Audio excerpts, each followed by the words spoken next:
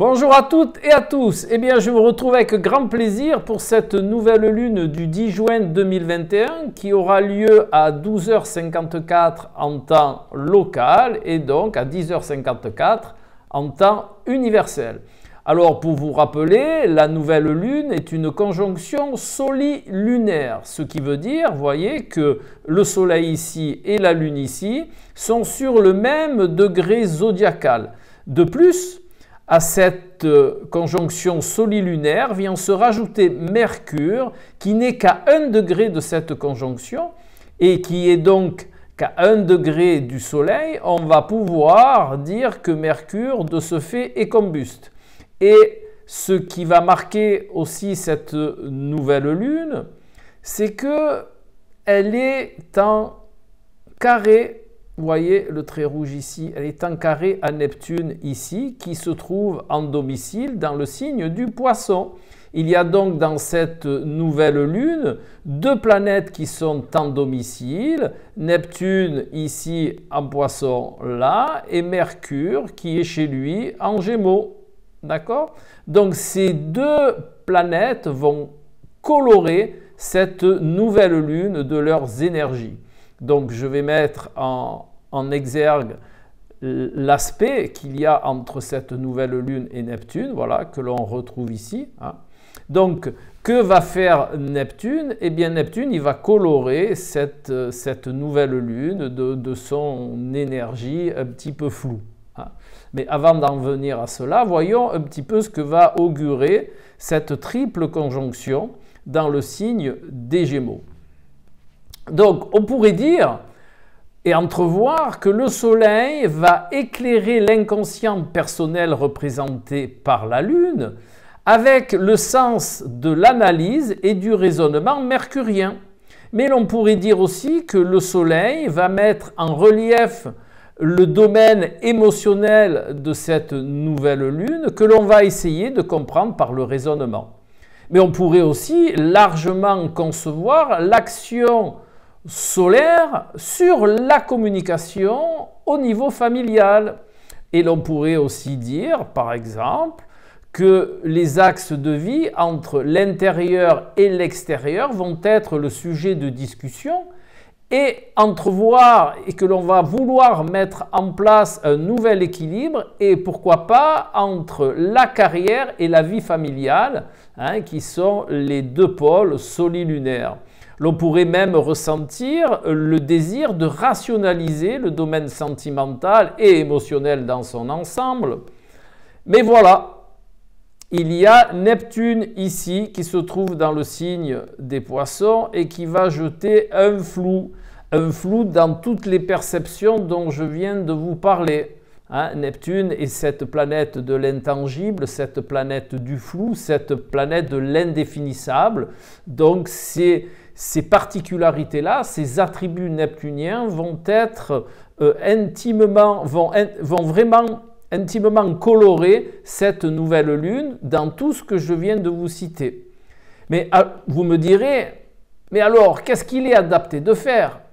Eh bien, il serait vraiment adapté durant cette nouvelle lune de laisser parler l'inconscient, car nous avons ici deux fortes planètes, hein, qui le représentent. Neptune pour l'inconscient collectif, qui est en Poisson, et nous avons Mercure ici, regardez, qui est et nous avons la Lune ici, pardon, regardez, qui est dans le signe des Gémeaux, et ces deux planètes-là sont en carré.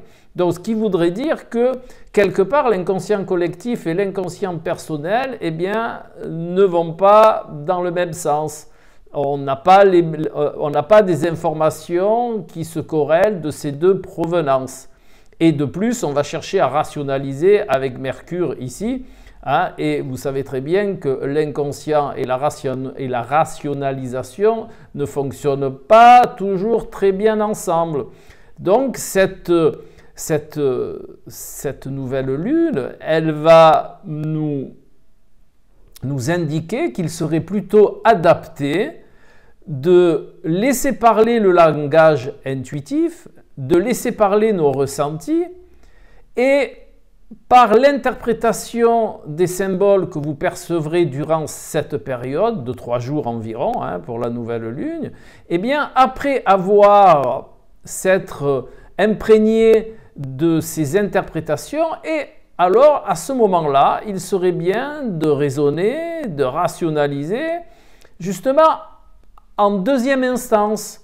D'abord, on s'imprègne, on acquiert les connaissances issues de ce domaine luno-neptunien, l'on pourrait dire, et après, pour justement faire preuve de discernement, chose que Neptune n'est pas, c'est pas le fort de Neptune, eh bien, en deuxième instance, comme je vous dis, pour bien conscientiser ces informations issues des deux inconscients, eh bien là, on peut employer la raison, on peut employer la rationalisation, et de ces deux pôles qui sont opposés au départ, eh bien en faire une complétude synergique.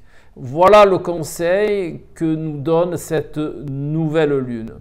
Maintenant, nous allons un petit peu voir, pour corréler tout cela, le degré thébaïque qui est associé à cette nouvelle lune. Donc, pour rappel, le degré thébaïque, c'est issu du calendrier égyptien. C'est comme une petite, c'est une parabole, on pourrait dire, on pourrait faire l'analogie. C'est comme si c'était une carte de tarot que l'on allait coller sur le degré du zodiaque où se situe cette nouvelle lune. Eh bien, pour référence à cette nouvelle lune, nous allons prendre le 20e degré du signe du Gémeaux, car dans cette association entre les degrés thébaïques et les degrés zodiacaux, il est de bonne loi de prendre toujours le degré qui suit le degré où se réalise la nouvelle lune, et pour la bonne et simple raison qu'elle se réalise à 19 degrés 47 minutes. Donc, nous allons prendre le 20e degré. Eh bien, le 20e degré du calendrier égyptien que l'on corrèle au zodiaque, eh bien, cette parabole, c'est 3 serpents qui sont au sol, côte à côte. Voilà, 3 serpents. Ils n'avancent pas, ils sont au sol, c'est comme s'ils prenaient le soleil, ils sont côte à côte, un à côté de l'autre. Et ils sont là sans bouger. Eh bien, cette parabole représente les 3 principes qui, lorsque l'on en a connaissance et que l'on les utilise de manière synergique, sont une porte ouverte vers une évolution, vers une transmutation, vers un changement. Alors, pour vous donner des exemples du 3 en réalité, des 3 principes que l'on retrouve souvent, il y a le triangle, 1, 2, 3. Il y a aussi les 3 mois d'une saison. En astrologie, puisque nous parlons d'astrologie aussi, il y a le ternaire, le tertiaire, cardinal, fixe, mutable, et l'on peut retrouver comme ça des principes importants qui détiennent le 3, comme par exemple l'âme, l'esprit et le corps. C'est aussi un principe ternaire. Voilà. Donc c'est vraiment important de concevoir cette complétude à partir de 3 principes. Eh bien, c'est un peu ce que nous avons là. Nous avons là 1, Soleil, 2, la Lune, 3, Mercure. Eh bien, nous avons une triplicité. Nous avons un ternaire qu'il va être vraiment important de rendre synergique. Voilà. Et vous allez me dire, et je vous l'ai dit tout à l'heure, la synergie, elle ne peut être effective que si on laisse parler d'abord le grand principe de ce carré, Neptune-Lune, inconscient personnel, inconscient collectif, et que les informations tirées de ces inconscients, pour justement, puisque c'est un carré, c'est un petit peu opposé, les informations ne vont pas se corréler toutes seules, eh bien il va être important de les corréler justement par cet apport mercurien, le 3e principe qui est la raison, le discernement et la rationalisation.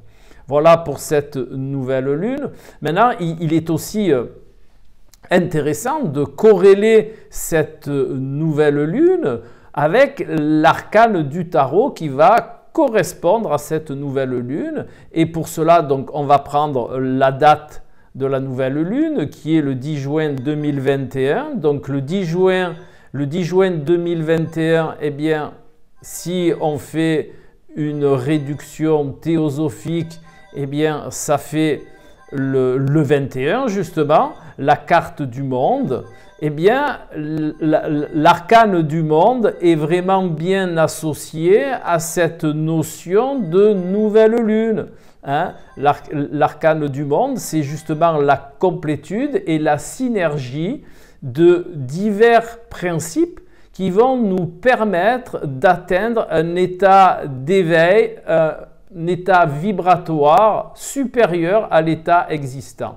Voilà. Donc cet arcane du monde, eh bien, il est bien corrélé à cette nouvelle lune. De plus, le conseil que pourrait donner cet arcane du monde, c'est de profiter de cette période pour percevoir dans votre chemin de vie les énergies qu'il serait adapté de moduler afin d'aller vers la complétude et la synergie de celle-ci. Voilà le conseil de cet arcane corrélé à la nouvelle lune. Et bien entendu, comme toutes les fois, eh bien, nous allons suivre notre série en ce qui concerne la France. Hein? Donc, au niveau de la France, eh bien, il y a cette notion toujours de tension, mais qui est moins perceptible en raison du relâchement actuel des contraintes. Mais il ne faut pas croire, ces tensions sont toujours aussi fortes et elles sont représentées en astrologie mondiale par le carré Uranus-Saturne et par l'opposition Mars-Pluton. Voilà. Donc il est vraiment important de profiter pleinement de ce relâchement des contraintes pour récupérer, je dirais même plus pour se faire une santé. Et au stade actuel, laisser un peu derrière nous tout ce poids dont nous avons été les porteurs pour le moment et de profiter pleinement. Voilà. Donc, je vous retrouve tout bientôt, astrologiquement votre Alain.